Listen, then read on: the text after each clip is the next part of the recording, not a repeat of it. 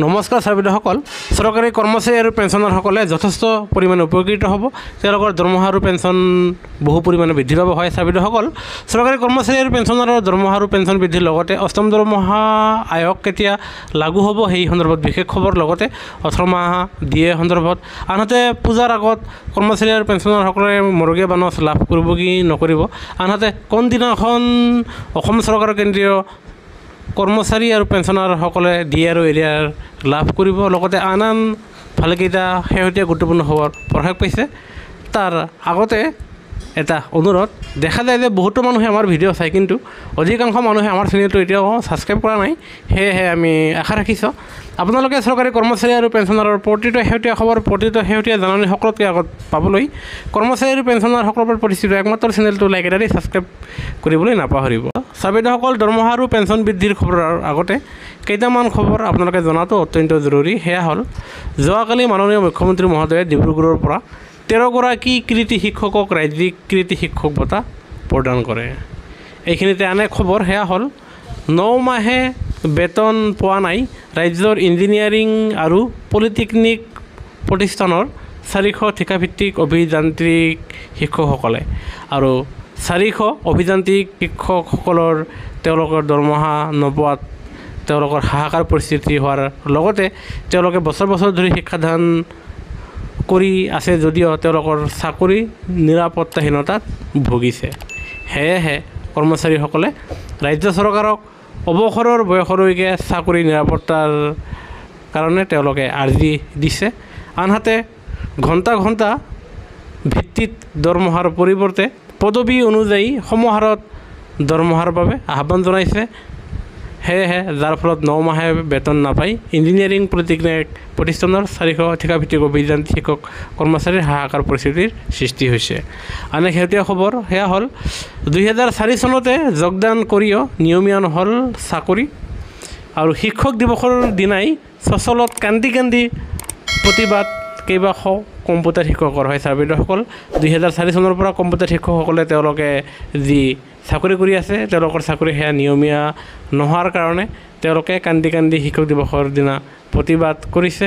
আৰু যাৰ ফলত শিক্ষামন্ত্ৰীয়ে কৈছে যে চাকৰি ইস্তিফা দি ব্যৱসায় কৰিবলৈ তেওঁলোকক পৰামৰ্শ দিছে এক বিশেষ কৰ্মচাৰীসকলৰ খবৰ আন এক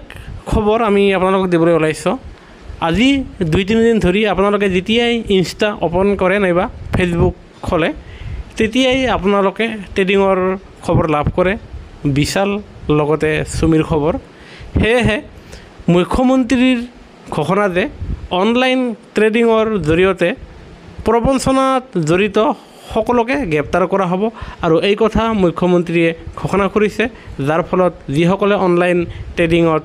জড়িত আৰু সেই প্ৰবঞ্চনাৰ লগত জড়িত অনলাইন ট্ৰেডিঙৰ সকলোকে গ্ৰেপ্তাৰ কৰা হ'ব বুলি মাননীয় মুখ্যমন্ত্ৰী মহোদয়ে জনাইছে এতিয়া আন এক শেহতীয়া খবৰ সেয়া হ'ল কৰ্মচাৰীসকলে যিহেতু যিকোনো নিৰ্বাচনত তেওঁলোকে দায়িত্ব সম্পাদন কৰিবলগীয়া হয় কেইদিনমান আগতে কৰ্মচাৰীসকলে লোকসভা নিৰ্বাচনৰ দায়িত্ব সামৰিলে আৰু সেয়েহে 26 ছেপ্টেম্বৰত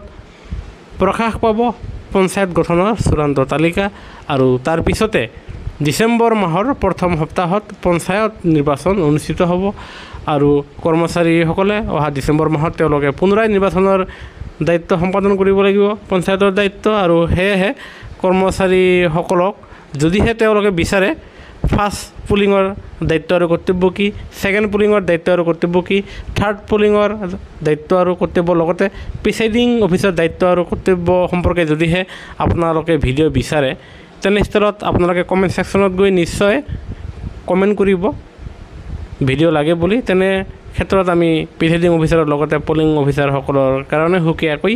ভিডিঅ' আপোনালোকৰ কাৰণে আমি বনাই আপলোড কৰিম এতিয়া আন এক শেহতীয়া খবৰ সেয়া হ'ল কৰ্মচাৰীসকলক প্ৰতিটো কামতে আধাৰ কাৰ্ডৰ লগতে পেন কাৰ্ডসমূহ ব্যৱহাৰ হয় ছাৰবিদসকল কৰ্মচাৰীসকলৰ আধাৰ কাৰ্ড বৰ্তমান সময়ত জমা দিয়াটো অত্যন্ত জৰুৰী আৰু সেয়েহে যদিহে কৰ্মচাৰীসকলৰ আধাৰ কাৰ্ডত কিবা ভুল আছে আধাৰ কাৰ্ডত যদি কিবা বিসংগতি আছে তেনেহ'লে আপোনালোকে সেয়া বিনামূলীয়াকৈ ঠিক কৰিব পাৰিব, সংশোধন কৰিব পাৰিব আৰু বিনামূলীয়াকৈ ঠিক কৰাৰ শেহতীয়া ডেট হ'ল অহা 15 ছেপ্টেম্বৰৰ ভিতৰত। আপোনালোকে আধাৰ কাৰ্ডৰ ভিতৰত যদি কিবা বিসংগতি ভুল আছে সেয়া শুধৰণি কৰিব পাৰিব, অন্যথা 15 ছেপ্টেম্বৰৰ পিছত আপোনালোকৰ আধাৰ বিসংগতি ঠিক কৰিবলৈ হ'লে আপোনালোকে এক্সট্ৰা ফিজ দিব লাগিব। সেয়েহে যদিহে কৰ্মচাৰীসকলৰ লগতে কৰ্মচাৰীসকলৰ ঘৰৰ মানুহৰ নাইবা আত্মীয়ৰ যদিহে আধাৰ কাৰ্ডত কিবা বিসংগতি আছে আপোনালোকে 15 ছেপ্টেম্বৰৰ আগে বিনামূলীয়াকৈ সেয়া সংশোধন কৰি লৈ যান। এতিয়া আন এক শেহতীয়া খবৰ দিবলৈ ওলাইছোঁ, সেয়া হ'ল অষ্টম দৰমহা আয়োগ গঠন সন্দৰ্ভত। হয় ছাৰ বাইদেউসকল, আপোনালোকে ঠিকেই শুনিছে, যাৰ ফলত ভাৰত পেঞ্চনভোগী সংগঠনে অষ্টম দৰমহা আয়োগৰ কমিটি গঠন কৰি দিবৰ কাৰণে মাননীয় প্ৰধানমন্ত্ৰী মহোদয়ৰ লগতে মাননীয় বিত্তমন্ত্ৰী ডাঙৰীয়ানীলৈ চিঠি লিখি ভাৰত পেঞ্চনভোগী সংগঠনে জনাইছে আৰু যাৰ ফলত অতি শীঘ্ৰে অষ্টম দৰমহা আয়োগৰ কমিটি গঠন কৰি কৰ্মচাৰী আৰু পেঞ্চনাৰক 2026 সময়মতেই যাতে অষ্টম দৰমহাৰ লাভালাভ দিবলৈ ইয়াৰে তেওঁলোকে পুনৰবাৰ দাবী জনাইছে। আৰু সেয়েহে য'ত ফিটমেণ্ট ফেক্টৰ বৃদ্ধি পোৱাৰ লগতে নিম্নতম দৰমহাও বৃদ্ধি পাব বুলি জনা গৈছে। আনহাতে বিভিন্ন সামাজিক মাধ্যমত অষ্টম দৰমহা আয়োগত আপোনালোকৰ বেচিক পে'ৰ 20% পৰা 33% আপোনালোকৰ দৰমহা বাঢ়িব বুলি তেওঁলোকে দাবী জনাইছে আৰু আশা কৰা গৈছে যে অষ্টম দৰমহা আয়োগত কৰ্মচাৰী পেঞ্চনাৰসকলে যথেষ্ট পৰিমাণে উপকৃত হ'ব। এতিয়া আন এক শেহতীয়া খবৰ দিবলৈ ওলাইছোঁ, সেয়া হ'ল যে পূজাৰ আগত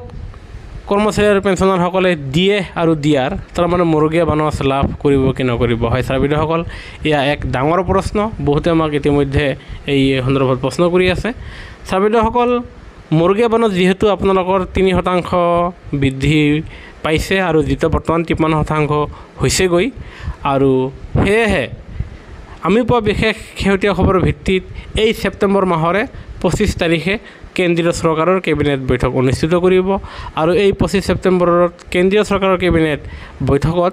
তেওঁলোকে দিয়ে আৰু দিয়াৰ বৃদ্ধি কৰাৰ কথা ঘোষণা কৰিব। আৰু এই ক্ষেত্ৰত প্ৰশ্ন হয় যে যদিহে কেন্দ্ৰীয় চৰকাৰে সেয়া ঘোষণা কৰে তেনেহ'লে অসমৰ চৰকাৰী কৰ্মচাৰী আৰু পেঞ্চনাৰসকলে সেই দিয়ে কেতিয়া লাভ কৰিব। আৰু সেয়েহে আমি ক'বলৈ ওলাইছোঁ যে অসমৰ কৰ্মচাৰী আৰু পেঞ্চনাৰসকলে তেওঁলোকে দিয়ে লাভ কৰিব। যোৱাবাৰ মাননীয় মুখ্যমন্ত্ৰী মহোদয়ে দেৱালীৰ সময়ত যোৱাবাৰ দিয়ে বৃদ্ধি কৰাৰ কথা মুখ্যমন্ত্ৰী মহোদয়ে টুইট আকাৰে জনাইছিল। সেয়েহে অইনবাৰৰ দৰে এইবাৰো মাননীয় মুখ্যমন্ত্ৰী মহোদয়ে এইবাৰ পূজাৰ আৰু দেৱালীৰ মাজত দেৱালীৰ সময়ত এক কথাত কালী পূজাৰ সময়ত তাৰমানে 31 অক্টোবৰৰ দিনাখন দিয়ে আৰু দিয়াৰ মৰুগীয়া বানচ বৃদ্ধি কৰিব আৰু যাৰ ফলত চৰকাৰী কৰ্মচাৰী আৰু পেঞ্চনাৰসকলে অক্টোবৰ মাহত তেওঁলোকৰ দৰমহা আৰু পেঞ্চন বৃদ্ধি পাব। আনহাতে 3 মাহৰ এৰিয়াৰ বিশেষকৈ জুলাই, আগষ্ট আৰু ছেপ্টেম্বৰৰ তেওঁলোকে 3 মাহৰ এৰিয়াৰ লাভ কৰিব। এতিয়া আন এক শেহতীয়া খবৰ, সেয়া হ'ল অৱসৰ গ্ৰহণ কৰা কৰ্মচাৰীৰ বিৰুদ্ধে বিভাগীয় গোচৰ তৰিব নোৱাৰিব। হয় ছাৰ বাইদেউসকল, এয়া চাওক এলাহাবাদ হাইকোৰ্টৰ এক শেহতীয়া খবৰ, যাৰ ভিত্তিত অৱসৰ গ্ৰহণ কৰা কৰ্মচাৰীৰ বিৰুদ্ধে বিভাগীয় কোনো গোচৰ তৰিব নোৱাৰিব। লগতে অৱসৰৰ সময়ত যদিহে বিভাগীয় কৰ্তৃপক্ষৰ ভুলৰ বাবে কৰ্মচাৰী এজনে অৱসৰৰ সময়ত বেছিকৈ টকা লাভ কৰে তেনে ক্ষেত্ৰত সেই টকাও ঘূৰাই ল'ব নোৱাৰিব। আৰু এয়া বিশেষ খবৰ আমি আগবঢ়ালোঁ। সেয়েহে কৰ্মচাৰীৰ পেঞ্চনৰ প্ৰতিটো শেহতীয়া খবৰ, শেহতীয়া জাননী পাবলৈ আপোনালোকে নিশ্চয় আমাৰ চেনেলটো ছাবস্ক্ৰাইব কৰি বন্ধুবৰ্গক শ্বেয়াৰ কৰিবলৈ নাপাহৰিব। ভিডিঅ'টো চোৱাৰ বাবে ধন্যবাদ। জয় অসম।